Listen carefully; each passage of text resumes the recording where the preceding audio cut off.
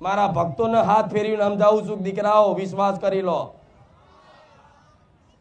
તમારે જેટલું ભજન ભક્તિ હશે ને જીવનમાં, એટલા જ તમે સુખી થવાના હશો.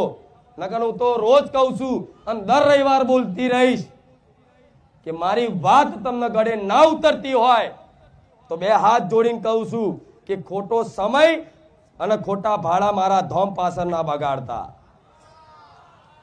આ જાહેરમાં બોલવા વાળી એક જ છે, સોલંકી પેઢીની ખુખાર મેલડી. એનું કારણ શું છે? મારા દીકરાને જેમ મળી ને અને મારા દીકરાને જે જ્ઞાન આલી, સમજણ આલી, ભક્તિ આલી ને એ દરેક દીકરાઓને મારા આલવી છે. કશું જ ના થાય તમારથી. મોનું શું તમે મોનું કાઢો છો ને, ભક્તિ જ કરવી પણ ભક્તિ નહીં થતી. પુંદાને કરવું છે પણ સમય નહીં, કોઈ ક્યાં પૈસા નહીં, બધા બોના. આજના કળિયુગના કારા માથાના મોનવી એના બોના એવા કરવું બધું છે પણ હારું સમય નહીં મળતો, મન નહીં લાગતું, આ નહીં થતું. તમારી આત્મા કરવાની તો ઈચ્છા કરે છે, ભક્તિ પુંદાન બધું, પણ કરી નહીં શકતા. કરી શકો છો. એનું કારણ શું છે?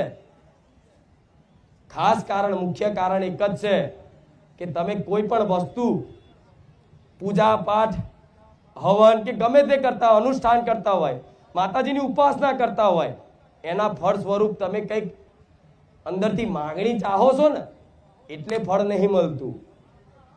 પણ હું માતા એવું કહું છું, તમે જે અનુષ્ઠાન કરો એનું ફળ તો મળે, પણ આનાથી કાયમ માટે કોઈ માંગણી ના રહે એવું સુખ જોતું હોય ને તો આજે માતાઓ જોડે, ભગવાન જોડે, પોતાની કુળદેવી જોડે માંગણી કરવાનું બંધ કરી દેજો. ખાલી એની ભક્તિ કરો અને હું કહું એમ પુંદાન કરો અને હું કહું એમ રામનું નામ ભજી લો અને વરસ પછી મળજો મન. 1 વર્ષનો ટાઈમ આલું છું દરેકને, 1 વર્ષનો ટાઈમ આલું છું. આ વાત પકડી હકાતી તો પકડી લેજો. આવતા વર્ષે મને મળજો. જા, મારો દરબાર ખુલ્લો છે.